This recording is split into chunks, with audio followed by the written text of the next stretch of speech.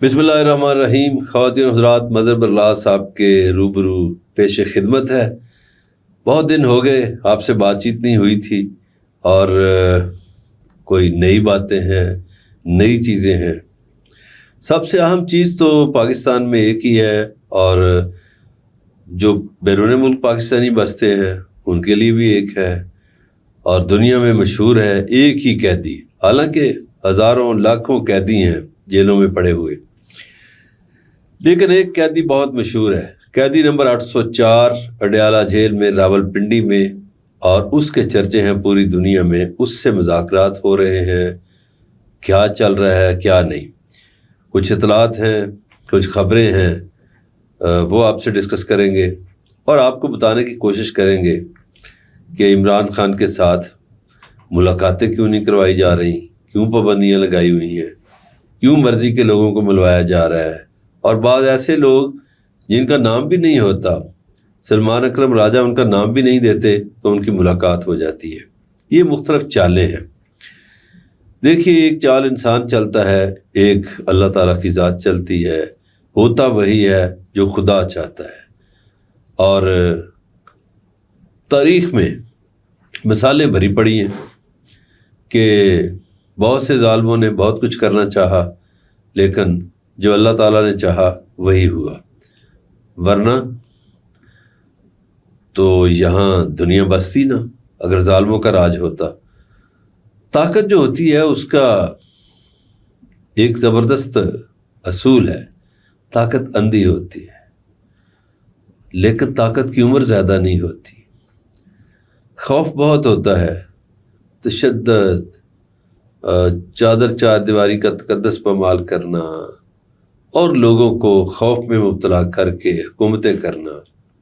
مگر یہ بھی یاد رکھیے کہ خوف کی عمر بھی طویل نہیں ہوتی، خوف زیادہ عرصہ رہ نہیں سکتا، ان نیچرل ہے، غیر فطری ہے، غیر فطری چیزیں زیادہ دیر نہیں رہ سکتی۔ تو خواتین حضرات، پچھلے کئی ماہ سے عمران خان کی فیملی کو نہیں ملنے دیا جا رہا، ان کی بچوں سے باتیں نہیں کروائی جا رہی، ہائی کورٹ کے حکم کو ایک طرف رکھ دیا گیا ہے، ہوا میں اڑا دیا گیا ہے۔ آپ تو اس حکم کی سوچ رہے ہیں، میں تو پرانی باتیں بھی سوچ رہا ہوں۔ کیا یہ نہیں بنتا تھا کہ ایک سابق وزیر اعظم کو گولی لگے اور اس کی FIR درج نہ ہو؟ کس قانون کے تحت نہیں ہوئی؟ کس نے نہیں ہونے دی؟ یہ آپ سب کو پتہ ہے۔ اس کے بعد آپ دیکھیں کیسے نشان چھین لیا گیا، کیسے الیکشن ہوئے، اور جب الیکشن PTI جیت گئی تو راتوں رات الیکشن چرا لیا گیا۔ پھر آپ دیکھیے اس سے بھی پہلے، خیر وہ جو 90 دن والا معاملہ تھا، عدالت سے فیصلہ آیا کہ 90 دن میں الیکشن کروائے جائیں، اور اس فیصلے کو کسی نے پوچھا تک نہیں، عمل ہی نہیں کیا، اور عدالت بھی چپ رہی، خاموش رہی، کوئی توہین عدالت کا نوٹس نہیں گیا۔ اب الیکشن کے بعد جب مخصوص سیٹوں کا رولا پڑا تو پھر سپریم کورٹ سے فیصلہ آیا، مخصوص سیٹیں PTI کو دے دی گئی، لیکن کاغذوں میں فیصلہ نہیں ہوا، یعنی فیصلہ تو ہو گیا، عمل نہیں ہوا۔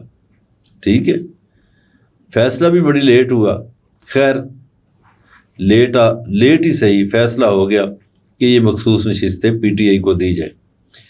جب یہ کورٹ سے فیصلہ آیا تو الیکشن کمیشن نے عمل ہی نہیں کیا، نہ قومی اسمبلی کے اسپیکر نے، نہ صوبائی اسمبلیوں کے کسی اسپیکر نے عمل کرنے کی کوشش کی۔ میں حیران ہوں کہ ویسے تو کوئی آدمی چھینک مارے تو ہماری عدلیہ توہین عدالت کا نوٹس لے لیتی ہے، یہاں فیصلوں پہ عمل درآمد نہیں ہوا اور عدالتیں چپ رہی۔ عدالتیں کیوں چپ رہی؟ اس کا جواب عدالتوں کو دینا چاہیے۔ کیوں انہوں نے توہین عدالت کا نوٹس نہیں لیا؟ کیوں اپنے فیصلوں کی توہین برداشت کی؟ یہ ججز بہتر بتا سکتے ہیں۔ فی الحال میں اڈیالہ کی بات کرتا ہوں، جہاں ملاقاتیں نہیں کروائی جا رہی، لیکن دوسری طرف من مرضی کے لوگ مل رہے ہیں، اور کچھ ایسے بھی ہیں جن کے نام سامنے نہیں آتے۔ مذاکرات مسلسل ہو رہے ہیں۔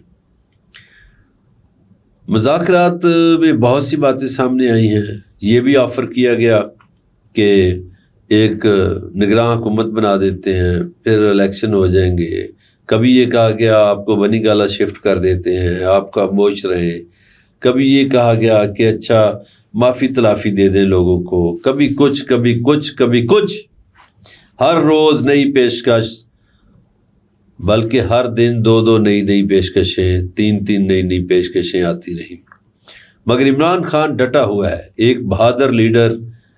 اس دھرتی پہ بہادر لوگ بہت کم پیدا ہوئے ہیں، بڑے عرصے بعد کوئی لیڈر بہادر پیدا ہوا ہے، بزدلی جس کے قریب نہیں، جس کو سوائے خدا کے کسی کا ڈر نہیں، کسی کا خوف نہیں۔ ہاں اللہ تعالیٰ کا خوف ہے، اس کے دل میں اللہ تعالیٰ کا خوف ہے، اور وہ بیان بھی کرتا ہے، اور وہ ایاک نعبد و ایاک نستعین سے شروع کرتا ہے اپنی ساری باتیں، ساری تقریریں، ساری گفتگو، اور اس کا یہ بھی یقین ہے، ایمان ہے کہ اللہ تعالیٰ آزماتا ہے مشکلات سے، اسی لیے وہ ڈٹ کر کھڑا ہے۔